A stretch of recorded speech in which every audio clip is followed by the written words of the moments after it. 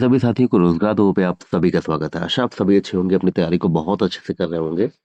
और जैसे मैं हमेशा कहता हूँ, बस रेगुलरिटी और पेशेंस दोनों बनाए रखिए, क्योंकि पेशेंस की बहुत जरूरत पड़ती है यूपी ट्रिपल एससी के अंतर्गत। बीच बीच में देखिए आयोग बहुत स्पीड में काम करने लगता है, बीच बीच में इतना स्लो हो जाता है कि बच्चे बहुत परेशान हो जाते हैं। तो इसीलिए पेशेंस बहुत इंपॉर्टेंट है आपके सभी वैकेंसीज के लिए, सभी रिजल्ट्स के लिए। तो बहुत पेशेंस की आवश्यकता है, तो पेशेंस को जरूर बनाए रखिए। तो आज हम लोग बात करते हैं, जैसा आप थंबनेल देख रहे हैं, ETO X-ray auditor final result कब आएगा। और अगर हम बात करते हैं आईटीआई अनुदेशक नई भर्ती किस आयोग के द्वारा होगी, अधियाचन की क्या स्थिति, मिला या नहीं मिला, और मिलेगा तो किस आयोग को मिलेगा। लेखपाल भर्ती 2025 पद बढ़ सकते हैं। तो ये सारी चीजें बहुत इंपॉर्टेंट आपके लिए आज है। तो सबसे पहले एक एक करके हम लोग बात करते हैं। सबसे पहले हम लोग, जो मैंने थंबनेल में लिखा है, ETO X-ray auditor final result का, देखिए ऑडिटर का फाइनल रिजल्ट तो देखिए संशय में पड़ गया है। क्यों पड़ गया है? क्योंकि अभी 30 हमारे भाई बहनों के जो उत्कृष्ट खिलाड़ी वाले हैं उनका डीवी लग चुका है जनवरी में 2 तारीख को। तो अब अभी तक जो स्थिति थी कि हाँ रिजल्ट तैयार है, बिल्कुल आने वाला है, तो लेकिन अब जो उत्कृष्ट खिलाड़ी वाली ये डीवी होगी तो इसके बाद ही अब ये मान के चलिए कि इसका रिजल्ट ऑडिटर का जारी हो पाएगा। उसके बाद मान के चलिए कि 2 तारीख को है, तो ये मान के चलिए 20-15 के बाद ही रिजल्ट जाएगा कि ऑडिटर का रिजल्ट 15 के बाद ही जारी हो सकता है। और ये भी नहीं कह सकते, क्योंकि ईटीओ में अगर बात करें तो ईटीओ में भी कुछ ऐसा ही हुआ था कि नवंबर में कुछ उत्कृष्ट खिलाड़ियों के डीवी वगैरह लगे थे। तो नवंबर से तो मान लीजिए दिसंबर भी खत्म होने वाला। तो अब आयोग है, आयोग की माया है। तो उम्मीद यही है कि जैसे ही ऑडिटर का ये डीवी खत्म होगा उत्कृष्ट खिलाड़ी वाला, अगले उसके 15 से 20 दिनों में आपका रिजल्ट जारी हो जाएगा।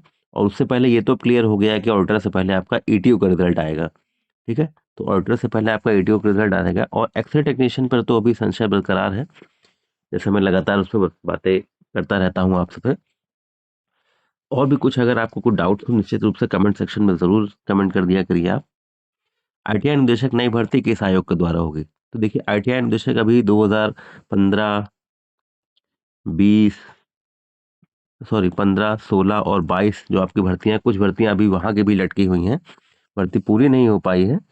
तो ये मान के चलिए कि मैंने पहले भी आपसे एक बार किसी वीडियो में कहा था कि जो आईटीआई निदेशक की भर्ती है वो अब शिक्षा सेवा चयन आयोग के द्वारा ही होगी। अभी तक स्थिति ये थी कि अध्यक्ष वहां पर नहीं थे, लेकिन अब पूर्व आईपीएस प्रशांत कुमार जी अध्यक्ष बना दिए गए हैं शिक्षा आयोग के। तो उन्होंने मीटिंग्स वगैरह भी कर ली हैं और सीधे सीधे बता दिया कि अब सारी भर्तियों की जो पेंडिंग वैकेंसीज हैं और जो नेक्स्ट वैकेंसीज हैं, सभी भर्तियों का कैलेंडर जारी किया जाएगा। और शासन की मंशा के अनुरूप जो भी लंबित परीक्षाएं हैं उनको पारदर्शी तरीके से के भर्ती कैलेंडर के माध्यम से आपको जल्दी भर्ती कराई जाएंगी। उम्मीद है कि अधियाचन की भी सूचना उसी में ही हो सकती है। और अगर हम बात करें अधियाचन की क्या स्थिति है, तो अधियाचन की स्थिति देखिए, अब आयोग को अध्यक्ष मिल गए हैं, तो अधियाचन जो है वो आयोग को ही मिलेगा, क्योंकि जो आईटीआई निदेशक की आपकी भर्ती है वो शिक्षा सेवा चयन आयोग के द्वारा ही होगी। और अधियाचन भी है जो आयोग को ही आपका दिया जाएगा, अन्य किसी को नहीं होगा। तो अधियाचन भी आपका जल्द ही हो जाएगा, क्योंकि प्रशांत कुमार जी बहुत तेज तर्रार एकदम, पूर्व आईपीएस तो है ही, तेज तर्रार एकदम है। तो जल्द ही जल्द कोशिश करेंगे शासन की मंशा के अनुरूप सभी भर्तियां जो पेंडिंग है वो पहले, उसके बाद सारी वैकेंसी एकदम ढर्रे पे आ जाए, एकदम सब कह सकते हैं एकदम स्पीड से काम करता रहा आयोग, शिक्षा निर्वाचन आयोग। फिर अगर बात करते हैं लेखपाल भर्ती 2025, तो लेखपाल में देखिए जो आरक्षण को लेकर हुए संगतियां प्राप्त हुई थी नोटिफिकेशन में, तो माननीय मुख्यमंत्री जी ने बिल्कुल उस पर एकदम ध्यान देके सभी को निर्देश दिए हैं कि जो भी विसंगतियां हैं उसको दूर की जाए। और जल्द से जल्द अगले 3-4 दिनों में आपको इसका नया विज्ञापन देखने को मिल जाएगा। और अगर हम बात करें कि पदों की, जैसे अभी जो पद आए हैं 7,994, ये मार्च 25 के अधियाचन के अनुसार है। और पूरे प्रदेश में जो पदों की संख्या, जो वैकेंट सीट की संख्या है, खाली सीट की संख्या अप्रॉक्स 13,000 के आसपास है। तो जैसे मेरी पूरी उम्मीद है, क्योंकि मार्च 25 का अधियाचन है ये, जिसके हिसाब से वैकेंसी आई है, और जब भी 2-3 दिन पहले मुख्यमंत्री जी ने, हमारे माननीय मुख्यमंत्री जी ने कहा भी है कि राजस्व विभाग में लगभग 20,000 पदों पर वैकेंसी होगी। तो अभी जो 13,000 खाली है, और इस जो मार्च 25 के हिसाब से ये नोटिफिकेशन आया था, उसमें पूरी पूरी उम्मीद है कि आपकी जो सीट्स हैं वो 7,994 से बढ़कर अप्रॉक्स 10,000 तो नियर अबाउट हो ही जाएंगी।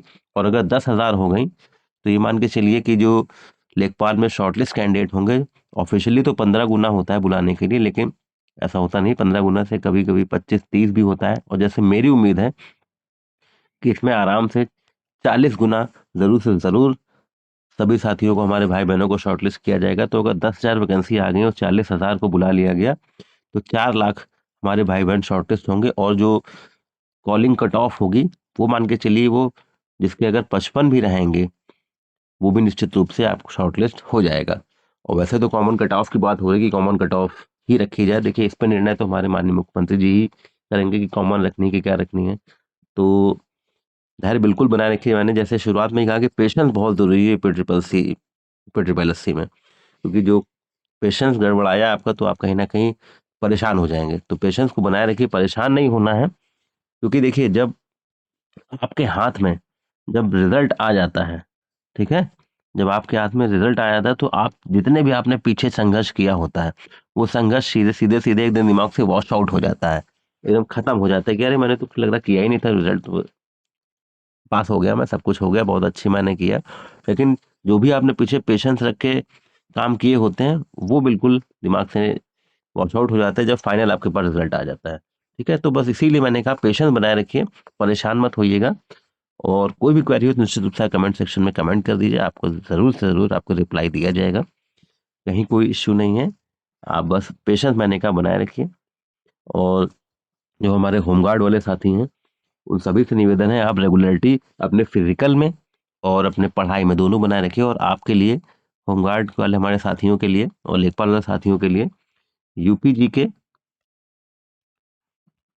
यूपीजी के और ईवीएस की क्लास शाम को डेली आपको 6:15 पे चल रही है। एक वीडियो आपको 8 से 10-12 मिनट का रोज मिलेगा। एक दिन ईवीएस, एक दिन आपका, क्योंकि देखिए एक साथ एक सिस्टमैटिक पढ़िए, एक प्लानिंग करके पढ़िए।